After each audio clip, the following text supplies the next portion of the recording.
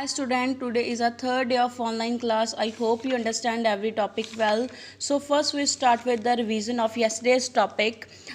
तो कल हमने पढ़ा था कि एसिड और बेस कैसे रिएक्शन शो करते हैं. तो एसिड और बेस जब रिएक्शन शो करते हैं वो सॉल्ट और वाटर प्रोड्यूस करते हैं जो कि न्यूट्रल प्रोडक्ट्स हैं, इसलिए हम इस रिएक्शन को न्यूट्रलाइजेशन रिएक्शन बोलते हैं. नेक्स्ट प्रॉपर्टी हमने पढ़ी थी कि मेटालिक ऑक्साइड्स एसिड के साथ कैसे रिएक्शन शो करते हैं. तो मेटल ऑक्साइड जब एसिड के साथ रिएक्शन शो करेंगे वो भी सॉल्ट और वाटर देंगे जैसे न्यूट्रलाइजेशन रिएक्शन में होता है. तो यहाँ से हमने फाइंड आउट करा था कि जो मेटल के ऑक्साइड्स है वो किस नेचर के होते हैं, बेसिक नेचर के होते हैं. नेक्स्ट प्रॉपर्टी हमने कल पढ़ी थी कि नॉन मेटल के ऑक्साइड्स बेस के साथ कैसे रिएक्शन शो करते हैं.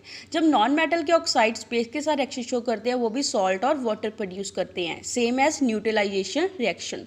तो यहाँ से हमने फाइंड आउट करा था कि नॉन मेटल के ऑक्साइड्स किस नेचर के होते हैं, एसिडिक नेचर के होते हैं. नेक्स्ट हमने पढ़ा था कि सभी एसिड्स और सभी बेसिस में क्या चीज़ कॉमन होती है. जैसे सभी एसिड्स जब मेटल के साथ रिएक्शन शो करते हैं वो हाइड्रोजन गैस जनरेट करते हैं. तो यहाँ से हमें क्या पता चलता है कि सभी एसिड्स में हाइड्रोजन आयंस क्या हैं, कॉमन है. इन्हीं आयंस की मूवमेंट की वजह से इलेक्ट्रिसिटी क्या होती है, जनरेट होती है. नेक्स्ट थिंग हमने पढ़ी थी जब बेसिस में से इलेक्ट्रिसिटी को पास कराते हैं वो हाइड्रोक्साइड आयन जनरेट करते हैं और ये भी इलेक्ट्रिसिटी को क्या करते हैं, कंडक्ट करते हैं.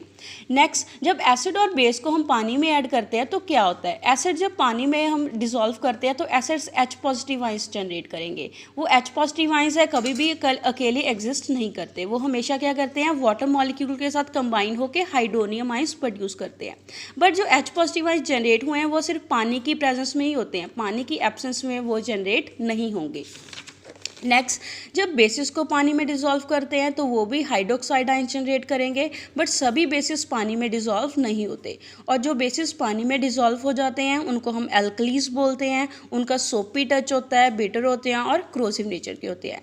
Now we come to our today's topic कि जैसे हमने अभी पहचान कर ली है कि सभी एसिड्स H पॉजिटिव आयंस देंगे और सभी बेसिस हाइड्रोक्साइड आयंस देंगे, तो इसकी न्यूट्रलाइजेशन रिएक्शन कैसे होगी. हमारे पास एसिड और बेस मिलकर सॉल्ट और वाटर देते हैं. Acid means H positive ions. H positive ions किसके साथ कंबाइन होंगे, किसी भी हैलोजन के साथ या किसी भी नेगेटिव चार्ज वाले आयन के साथ कंबाइन हो जाते हैं. और बेस में हाइड्रोक्साइड आयन प्रेजेंट होता है तो बेस किसी भी मेटल के साथ कंबाइन होता है. तो एसिड का H पॉजिटिव और बेस का OH नेगेटिव मिलकर वाटर जनरेट करता है और दूसरे जो बाकी के रिएक्टेंट्स होते हैं वो मिलकर सॉल्ट बना लेते हैं. Next what is involve when water is mix with acid और बेस, कि जब एसिड और बेस को पानी में मिक्स करते हैं तो क्या होता है. तो ये प्रोसेस है जो एसिड और बेस को पानी में मिक्स करने का, ये हाईली एक्सोथर्मिक होता है. एक्सोथर्मिक मीन्स काफ़ी ज़्यादा हीट क्या होती है, इवॉल्व होती है, हीट निकलती है. तो इसलिए हमें ध्यान से जब भी हम concentrated acids, nitric acid, sulphuric acid को पानी में ऐड करें तो हमें थोड़ा थोड़ा डाल के कॉन्स्टेंट स्टरी के साथ उसको मिक्स करना चाहिए.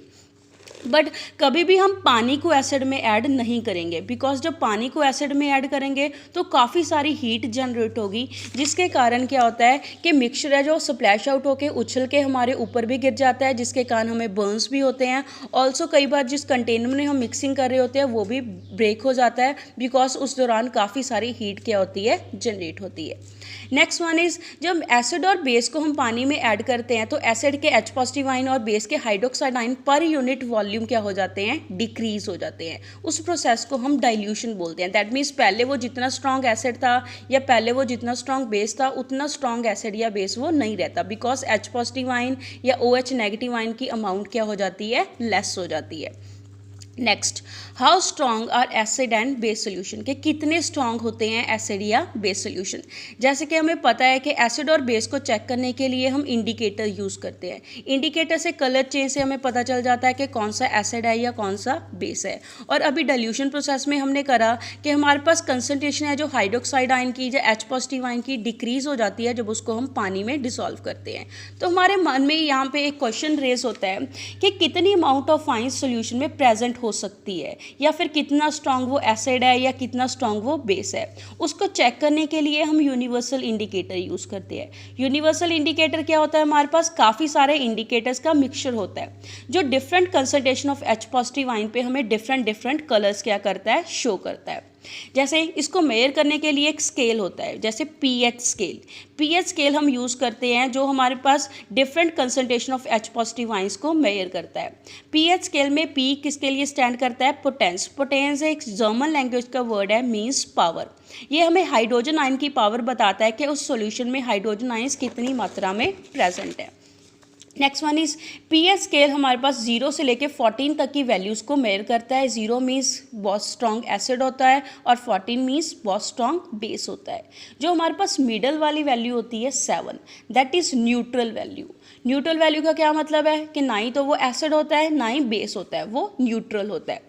और अगर वैल्यू स्केल में हमारे पास 7 से लेस आती है तो वो क्या डिनोट करती है कि वो क्या सोल्यूशन क्या है? एसिडिक सोल्यूशन है। अगर वैल्यू हमारे पास 7 से ज़्यादा हो तो वो क्या रिप्रेजेंट करेगा कि वो कौन सा सोल्यूशन है? बेसिक सोल्यूशन है। जैसे हम 7 से 14 की तरफ को मूव करते हैं तो OH नेगेटिव आयन की अमाउंट इंक्रीज होती रहती है और H पॉजिटिव आयंस की अमाउंट क्या होती है? डिक्रीज होती है। अगर OH नेगेटिव आयंस इंक्रीज होंगे दैट मीन्स उसका बेसिक करैक्टर क्या होगा? इंक्रीज होगा जब हम 7 से 14 की तरफ को मूव करेंगे। जैसे हमारे पास ये पीएच स्केल है, ये 0 से लेके 14 तक की वैल्यूज़ को मेजर करता है और 7 वाली मिडल वैल्यू हमारे पास क्या है? न्यूट्रल वैल्यू है। अगर 7 से हमारे पास आ गया 6 हमारे क्या रिप्रेजेंट करेगा? Weak acid. और 6 से हमें 0 की तरफ को मूव करेंगे 6, 5, 4, 3, 2, 1, तब उसकी एसिडिक स्ट्रेंथ क्या होती जाएगी? इंक्रीज होती जाएगी। और जैसे 7 के ऊपर मूव करेंगे, जैसे 8 हो गया, 8 मीन्स वीक बेस। और जब हम 14 की तरफ मूव करते जाएंगे उसकी बेसिक करैक्टर क्या स्ट्रेंथ क्या होती जाएगी? इंक्रीज होती जाएगी। तो क्या होता है? स्ट्रॉन्ग एसिड का मतलब क्या है कि H पॉजिटिव आयन की कंसंट्रेशन का ज़्यादा होना। वीक एसिड का क्या मतलब है कि H पॉजिटिव आयन की कंसंट्रेशन का लेस होना। ऑल्सो स्ट्रॉन्ग बेस का मतलब क्या है कि हमारे पास OH नेगेटिव आयन की कंसंट्रेशन का ज़्यादा होना। वीक बेस का मतलब क्या है कि OH नेगेटिव आयन की कंसंट्रेशन का लेस होना। तो अभी हम पढ़ेंगे कि इस pH वैल्यू का हमारी इंपॉर्टेंस, हमारी डेली लाइफ में क्या इंपॉर्टेंस है। जैसे फर्स्ट हम पढ़ेंगे कि सभी प्लांट्स और एनिमल pH सेंसिटिव होते हैं या नहीं होते हैं। जैसे हमारी ह्यूमन बॉडी है, ह्यूमन बॉडी की pH रेंज है जो 7.0 से लेके 7.8 है। इसी रेंज के अंदर हमारी ह्यूमन बॉडी है जो वर्क करती है। जब ये बहुत ज़्यादा छोटी रेंज है, जैसे इसमें सिर्फ 0.8 का ही डिफरेंस है हमारे पास। कहते हैं जब pH रेंज रेन वाटर की, बारिश के पानी की 5.6 से लेस हो जाती है तो उस रेन को हम क्या बोलते हैं? एसिड रेन बोलते हैं। जब इस एसिड रेन का पानी है रिवर्स में जाके मिक्स होता है तो वो रिवर के वाटर की pH वैल्यू को भी क्या कर देता है? लो कर देता है, जिसके कारण उसके अंदर रहने वाली एक्वेटिक लाइफ है वो क्या होती है? अफेक्ट होती है।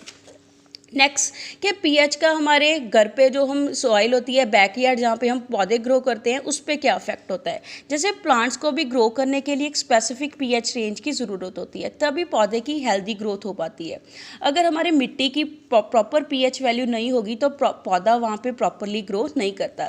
तो इसलिए हमें यहाँ से पता चलता है कि प्लांट्स भी न्यूट्रल मीडियम में ग्रो करते हैं, ना ही एसिडिक या बेसिक मीडियम में उनकी प्रॉपरली ग्रोथ है वो नहीं होती है।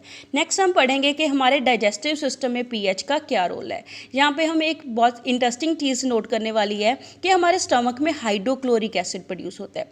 अगर हमारे स्टमक में हाइड्रोक्लोरिक एसिड प्रोड्यूस होता है तो हमें कोई नुकसान क्यों नहीं पहुँचता? बिकॉज एसिड्स क्या होते हैं? हार्मफुल होते हैं। बट ये हाइड्रोक्लोरिक एसिड जो प्रोड्यूस होता है वो लिमिटेड अमाउंट में होता है, ज़्यादा अमाउंट में नहीं होता। वो सिर्फ इतना ही हमारी बॉडी में रिलीज होता है जिससे हमारा भोजन जो हो सके, क्या हो सके? डाइजेस्ट हो सके, ताकि उससे हमारे स्टमक को कोई नुकसान ना पहुँचे।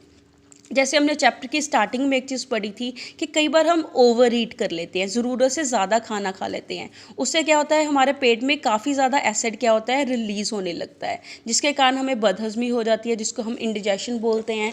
हमारे पेट में पेन होने लगता है, इरिटेशन होने लगती है। तो उसको ठीक करने के लिए हम आंट एसिड यूज़ करते हैं। आंट एसिड क्या करते हैं? जो एक्सेस ऑफ एसिड हमारी बॉडी में रिलीज़ हुआ है उसको न्यूट्रलाइज कर देते हैं। और उसके लिए हम मैग्नीशियम हाइड्रोक्साइड यूज़ करते हैं, जिसको हम मिल्क ऑफ मैग्नीशिया बोलते हैं, जो कि एक माइल्ड बेस है। बेस क्या करता है? जो एक्सेस ऑफ एसिड है उसको न्यूट्रलाइज करके उसके इफेक्ट को कम कर देता है। नेक्स्ट हम पढ़ेंगे pH का टूथ डिके में क्या रोल है।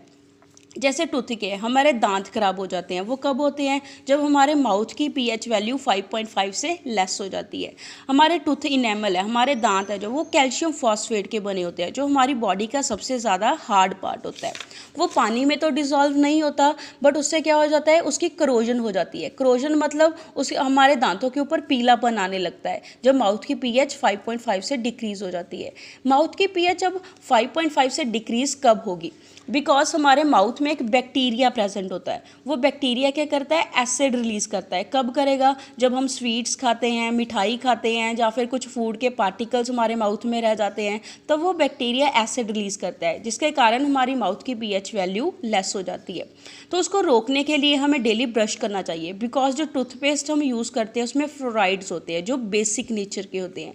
बेसिक नेचर के होने के कारण वो एक्सेस ऑफ एसिड को न्यूट्रलाइज कर देते हैं और हमारे दांत है जो वो ख़राब होने से बच जाते हैं। Next one is chemical warfare. Chemical warfare में क्या होता है? हनी बी, जैसे मधुमक्खी है, मधुमक्खी के स्टिंग में फॉर्मिक एसिड प्रेजेंट होता है। जब वो हमें काटती है तो हमारे स्किन में वो क्या करती है? इंजेक्ट कर देती है उस फॉर्मिक एसिड को, जिसकी वजह से हमें पेन होने लगती है, इरिटेशन होने लगती है। तो उसके इफेक्ट को कम करने के लिए हम माइल्ड बेस यूज़ करते हैं, जैसे बेकिंग सोडा, मीठा सोडा यूज़ करते हैं। वो स्टंग एरिया पे अप्लाई करने से हमें रिलीफ मिलता है, बिकॉज जो बेकिंग सोडा है वो क्या करता है? एसिड को न्यूट्रलाइज कर देता है। That's all for today. Stay home, stay safe. Thank you.